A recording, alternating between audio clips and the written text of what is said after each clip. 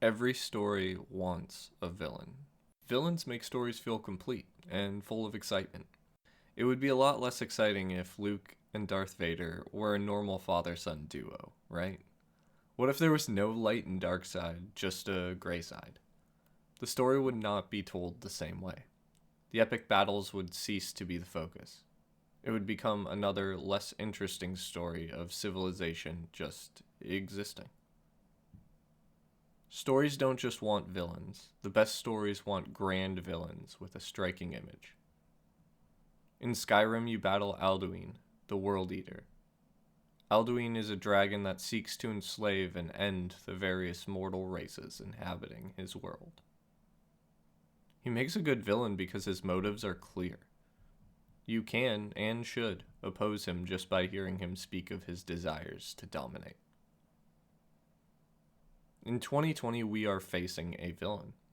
It's not a sentient being, and it's not striking or grand. The virus that our society faces is difficult to write about, or even think about, because we cannot perceive it. That also makes it harder to research and to predict. To illustrate this confusion, let's look at the S&P 500's movements over the last few months. The big drop in the market began on February 20th, 2020. Over about a month, the index fell 33%. During that period, you could argue that the American people understood, or thought they understood, how the villain would affect them. The market is emotional, and this drop largely reflected the way that people assumed the economy would be hit. Sure, that makes sense. But then how do you explain the next month? From March 23rd to today, and I wrote this on April 27th, we saw the market climb over 28%. We're still not back to the highs we started with in February, but the uncertainty around how our society will actually deal with this has resulted in business as usual. A recovery and slow uptick is what tends to happen following drops in the market. Losing 50,000 Americans and countless other global citizens is not business as usual. It's certainly a major cause for concern. Losing millions of jobs, having business suspended, and having unemployment payments support a huge percentage of folks is not business as usual either. But the enemy is not visible. We have no idea how long this will last, and so we return to a sense of normalcy pretty quickly, as long as it's not affecting us.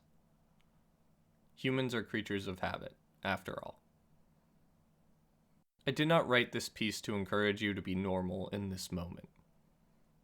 I wrote this piece to point out a helpful resiliency we have, but a feature of humans that ultimately does not aid us well in this case. We don't have some big villain to fight. There's no statue to topple. But that also doesn't mean that things should go back to business as usual for you yet. You should spend more time caring about some specific things. On the financial side, care about your income and your savings. Be able to weather a coming financial storm. On the personal side, care about your level of activity and your mental health. On the health side, care about your distance from others and the limited list of people you should be physically near. On the social side, you should care about each other.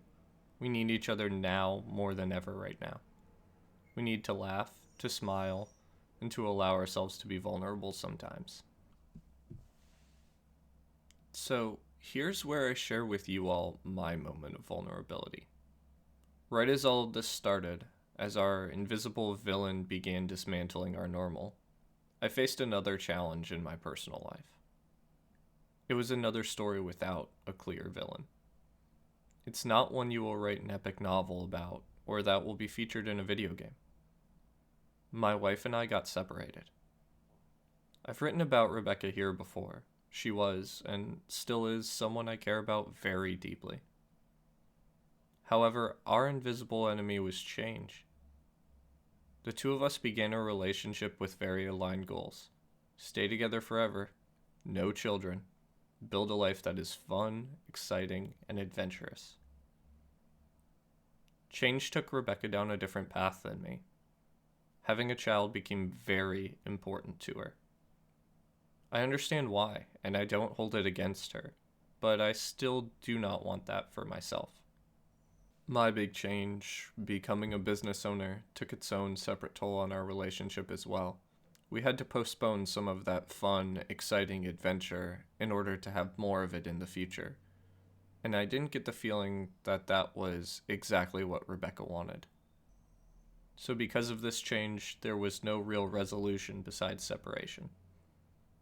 She is not the villain in this story either. We both changed. But that did not make the separation and the eventual divorce that will follow any less painful. So there's my moment. There's my villainless struggle that I needed to be vulnerable about. The good news is, much like our current global crisis, the same human resiliency is pulling me back to a state of normalcy.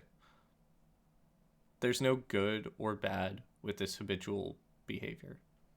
It just is. Even though my situation may seem dramatic and sweeping, that does not detract from the struggles that I know many of you are going through right now. So whether your struggle makes for a good story and has a clearly defined villain with horns and pointy teeth, or your struggle is more emotional or mental, please make sure to share it. It helps. It really does. Thank you for reading, and please, stay safe and healthy.